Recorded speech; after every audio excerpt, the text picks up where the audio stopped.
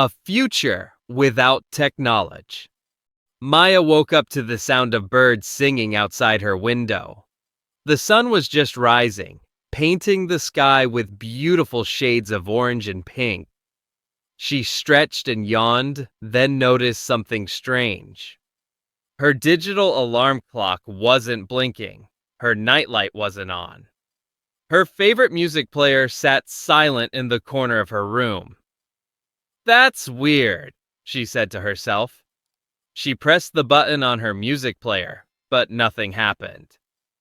Maya frowned and walked to the light switch. She flicked it up and down, but the lights didn't turn on. Maya hurried downstairs to find her parents. Mom was in the kitchen, lighting candles and placing them around the room. Dad was looking through the cupboards, making a list on a piece of paper. "Morning, sleepyhead," Mom said with a smile. "Looks like we have no electricity today." "Or internet," Dad added. "No phones, no computers. Nothing electronic is working." Maya's eyes grew wide. "Nothing? But how will we do anything? How long will it last?" Mom shrugged. "We don't know yet. The radio said it could be a few days, or maybe longer."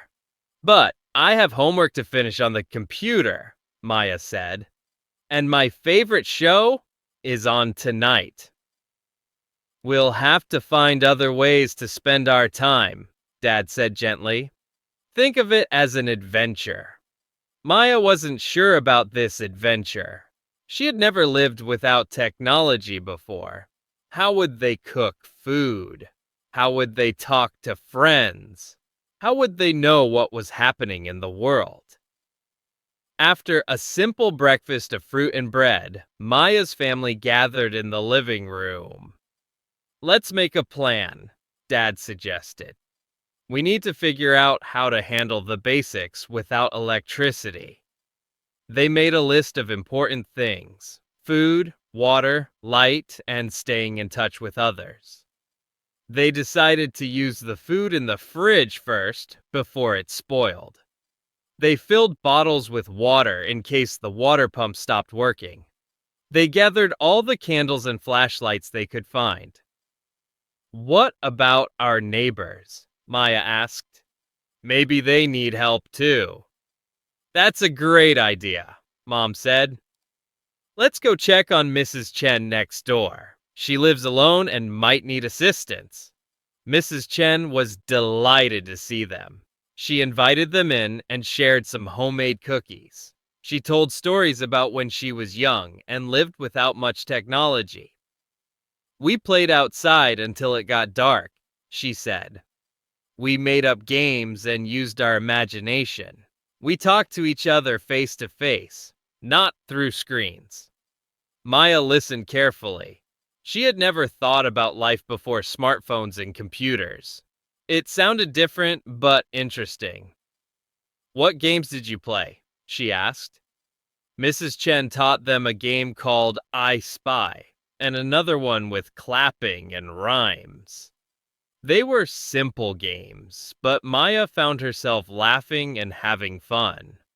When they returned home, Maya's dad suggested they clean out the garden shed. Inside, they found old board games, playing cards, and books that had been forgotten for years. "Look at this," Maya exclaimed, pulling out a dusty box. "Monopoly! Can we play it?" They spent the afternoon playing board games. Without the distraction of phones and tablets, they talked and laughed together.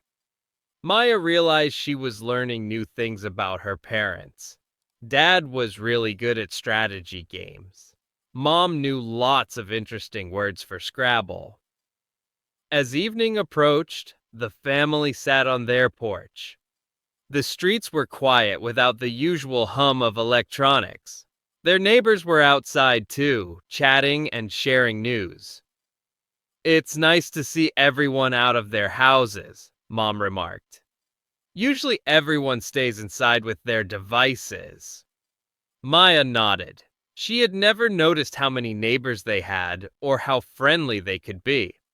That night, they had a simple dinner of sandwiches. After eating, Dad brought out some old photo albums. By candlelight, they looked at pictures from when Maya was a baby, when her parents got married, and even photos of her grandparents when they were young.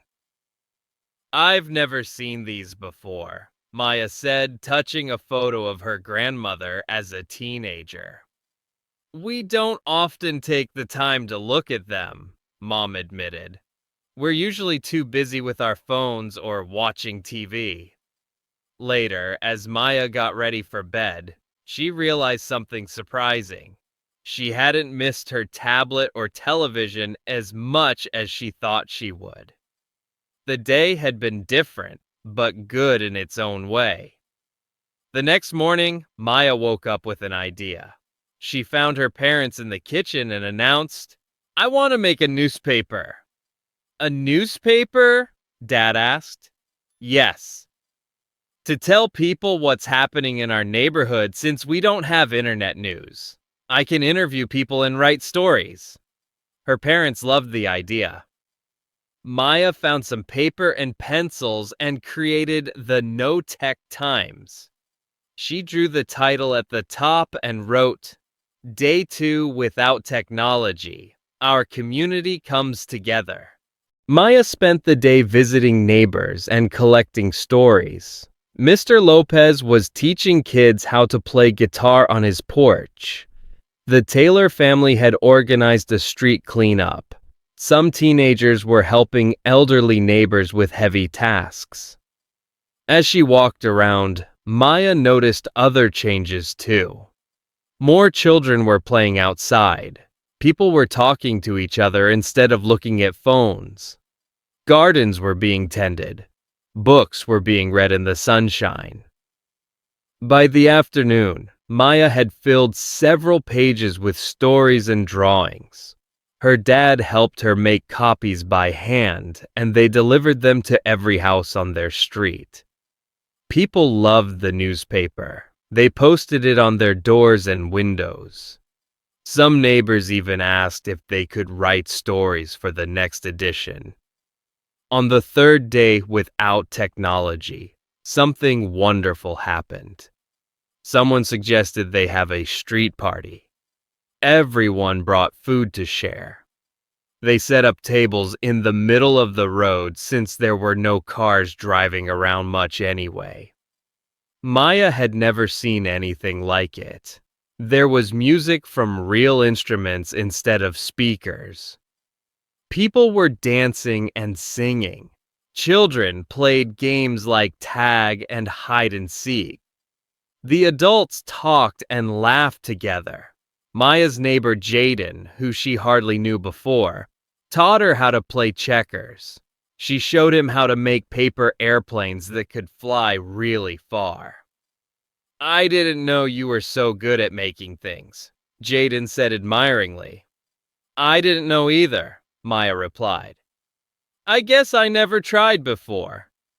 As the sun began to set, everyone gathered around a small fire in the Taylor family's fire pit. They roasted marshmallows and told stories. Some were funny, some were scary, and some were about times long ago. Maya felt a strange mix of feelings. Part of her still missed her favorite shows and games. But another part was enjoying this new way of living. She felt more connected to her family and neighbors than ever before. On the fourth day, the electricity suddenly came back on. Lights flickered to life. Phones began to ring. Televisions turned on with the latest news. Maya watched as people slowly returned to their homes. The streets became quiet again. Screens began to glow in windows. That evening, Maya's family sat around the dinner table. Their phones and tablets were charging nearby. The television was on in the background. "Do you feel different now?" Mom asked. "After our days without technology?" Maya thought about it. "I do," she said finally. "I like some things better without technology." I like talking more and playing outside. I like making the newspaper. What if we keep some of those things? Dad suggested. We could have 1 day a week without screens, or a few hours each day. And we could still have neighborhood get togethers, Mom added. Technology is helpful, but it shouldn't replace real connections. Maya nodded. I think that's a good idea. Technology is amazing, but sometimes it's nice to turn it all off. That night, after finishing her homework on the computer, Maya turned off all her devices early. She opened her window to listen to the evening sounds, crickets chirping, leaves rustling in the breeze, and somewhere in the distance, the soft sound of Mr. Lopez playing his guitar. She took out a notebook and began to write a story about her experience. She titled it 4 Days Without Technology and started with the words, I never knew what I was missing until everything turned off. Maya smiled as she wrote by the soft light of her lamp. She had learned something important. Technology was a tool that could be very useful, but the best parts of life, friends, family, and community, didn't need batteries or screens at all.